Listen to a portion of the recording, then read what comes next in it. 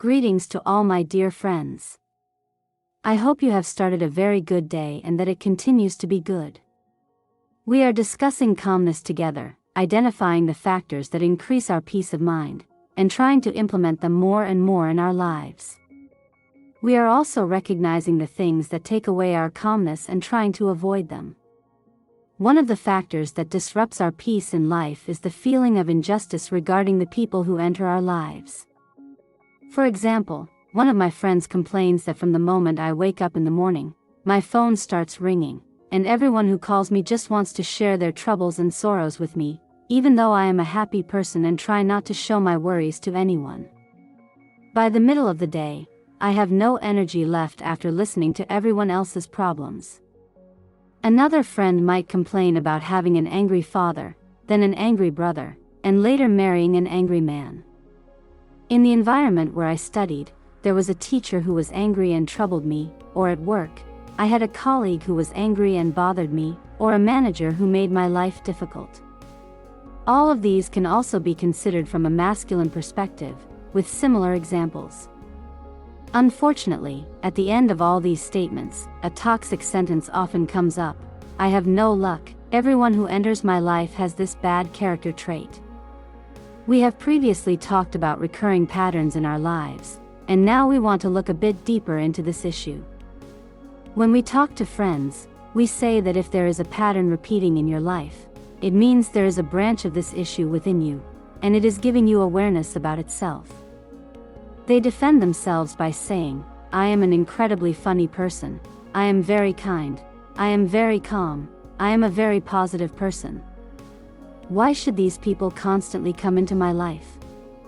We have previously discussed the conscious and subconscious mind together. You see, friends, just because I appear to be an outgoing person does not mean that I also have inner peace. My outgoing nature comes from my conscious mind. In every gathering I attend, for countless reasons, such as wanting to be accepted in that group, wanting to be invited again if there's a party, wanting to leave a good memory behind when I leave, the protective facade I wear and many other reasons prevent me from showing my inner anger. There, I present myself as a friendly person. On the surface, I seem very cheerful and sociable, keeping the group happy.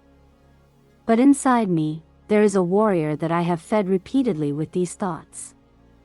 I might appear as an incredibly calm person outwardly, but internally I am in turmoil. In my mind, I am constantly fighting.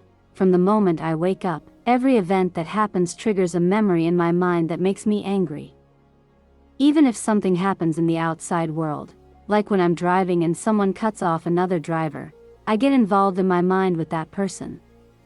Or if I'm standing in line and someone cuts in front of me, they are not violating my right but rather someone else's. Still, it makes me start fighting with that person inside myself. Suddenly I realize that my mind has created a scenario that is not real, and based on that scenario, it is making me angry.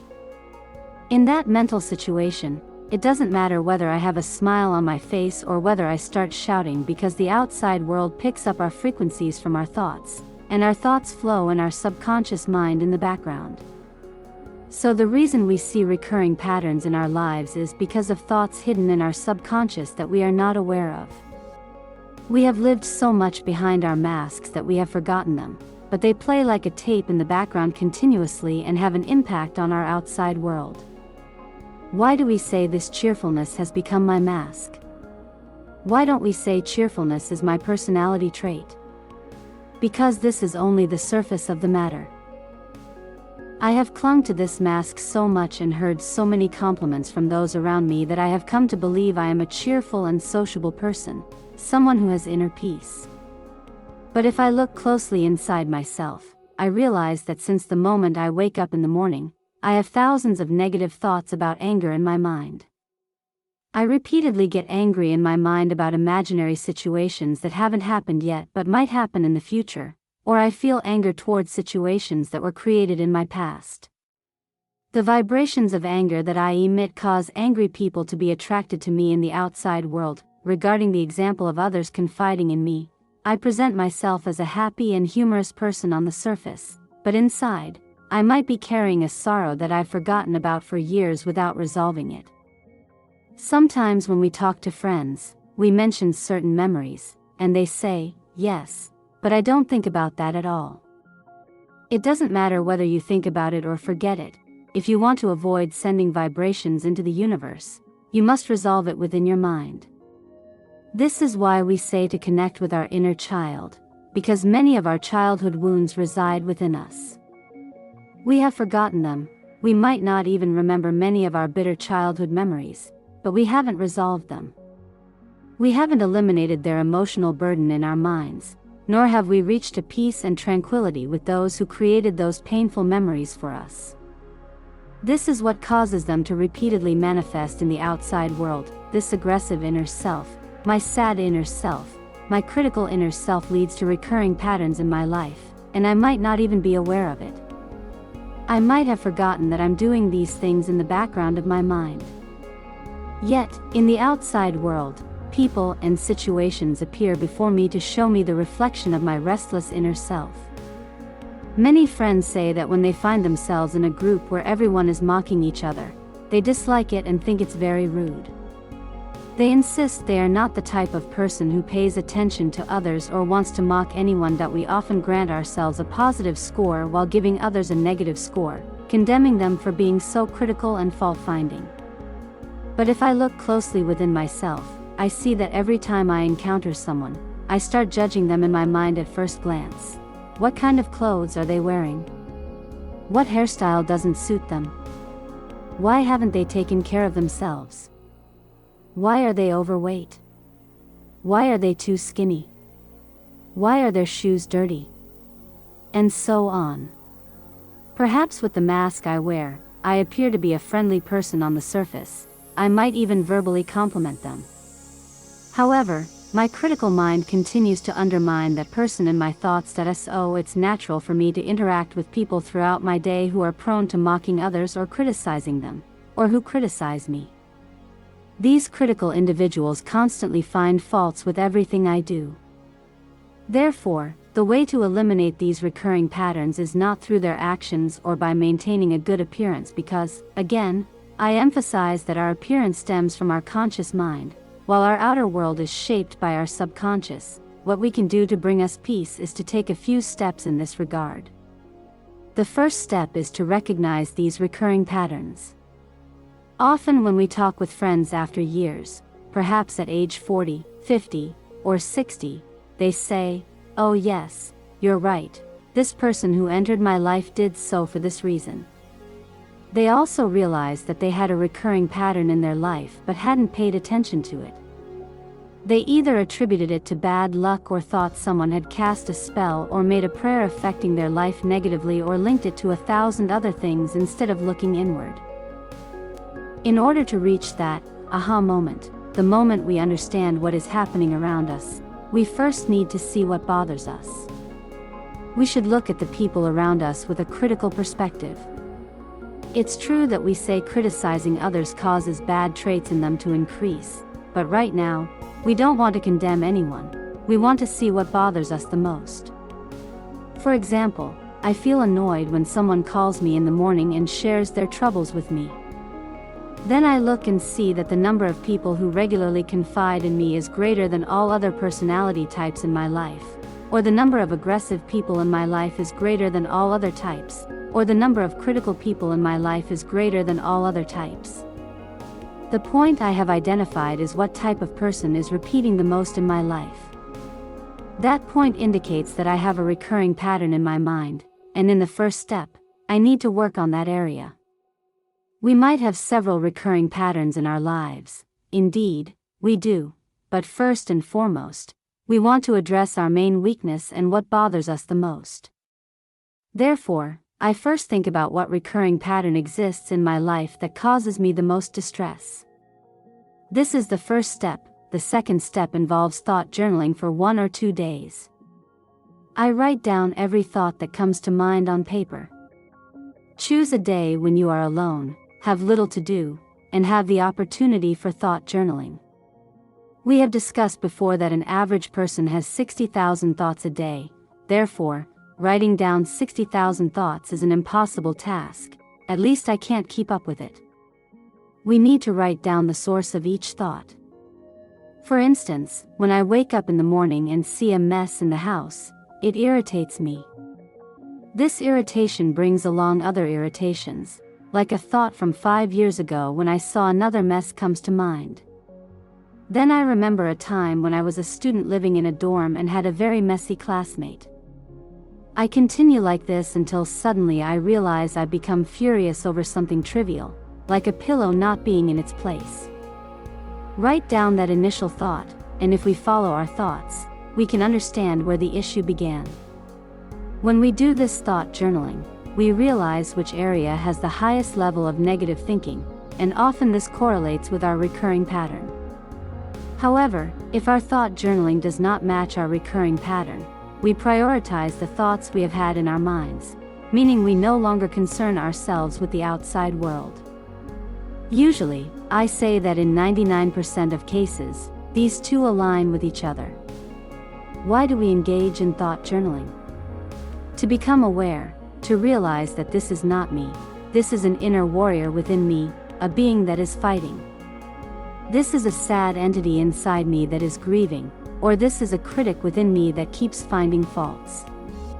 The third step happens automatically with this awareness, that I realize it's not me who is grieving, there's a being inside me that is grieving. This distinction makes it much easier to resolve these patterns. In the fourth step, it helps us that as soon as an irritating thought comes to my mind, I tell my inner warrior to calm down, that there's nothing to be angry about because now I'm aware that this thought is within my mind and hasn't happened in the outside world. Even if a bitter memory from the past has surfaced and is now making me angry, I still address my little warrior and say, "You've been angry enough for this, it's enough now." Here, I actually catch my unconscious mind in the act. This catching helps me not to feed it anymore. If we look at the process of changing people's moods, we realize that it starts very low and gradually increases.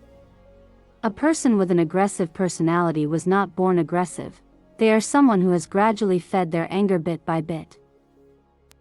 He has been feeding his anger, and this feeding has caused this inner warrior, this angry being within him, to become fatter and fatter, and now it demands more food. We have talked about mental addictions in this channel before, now this is a deeper discussion compared to that. You can refer to that file to better understand my point that if I am a sad person, when sad memories come to my mind, I can address the sadness within me and say, what you are grieving about hasn't happened yet, or, this memory you are recalling has already made you sad enough at the right time. You felt its sorrow, and that's enough. I won't feed this sadness within me anymore. If you have seen the animation, Inside Out, in parts 1 and 2, you will beautifully understand that I say there is a sad being, a happy being, and an angry being inside me. What does it mean? It means that whichever aspect of our existence we feed more will become fatter, and the next time it will demand even more nourishment from us. If we stop feeding any of them, they will gradually become thinner and eventually disappear. The food we give to these inner beings comes from our thoughts. Until now, we have unconsciously been thinking about them. From now on, once we become aware, we must live consciously. We are humans of the third millennium, and this thought process will help me become more aware of the thoughts flowing in the background of my mind. I reiterate that the initial source of a thought may not be mine. Suddenly I realize that I've been having a mental struggle for 10 minutes. But why do I say this? Let's go back to the source to understand what bitter memories exist in our subconscious and trace back to the root and cut off the water from the source. This will lead to greater awareness for us. It will allow the light of awareness to shine on our minds so we can understand what thoughts are flowing in the background of our minds. By following these 4 steps, we can identify our recurring mental patterns, eliminate them, achieve inner peace, and when these patterns disappear from our minds, our external world will also improve. Here, people with those moral characteristics who cross our paths may still be angry people, but their anger will no longer be directed at me. Many times we have dealt with people who are being aggressive or angry, but when they see you, suddenly they calm down and no longer project their anger onto you, or they step aside from our lives, those who were enacting those recurring patterns for us. And this leads to our tranquility. That I hope the points made in this message are useful for all my dear friends, and that we can effectively take these 4 steps to eliminate harmful repetitive cycles. Now that we understand the negative aspects of how to eliminate them, we can apply the same principles to positive aspects as well. For example, if one day I made a purchase that was good, enjoyable, reasonably priced, and of good quality, I can create a collection of memories from my past where I made good purchases and turn this into a mental code that says I have good purchasing luck. That if one day I went somewhere and found a suitable parking spot close to exactly where I want to go, I can look at my life and see how many times this has happened before. I can list all these occurrences and allow them to become a positive mental code in my life. If I hosted guests once and made a good meal, I can reflect on how many times I've been able to do this again and turn it into a positive mental code that says every time I host guests, no matter how much I mess up, I ultimately deliver a good result. This can be done very well regarding body image as well. If there are instances in our minds where we overate but didn't gain as much weight as we thought, we can bring this into our minds and turn it into a mental code that says everything I eat contributes to my health. We can consciously create positive and constructive repetitive cycles in our lives. That I hope we can easily eliminate negative cycles and incorporate positive repetitive cycles into our lives, getting closer and closer to peace day by day. Wishing you all well. Goodbye.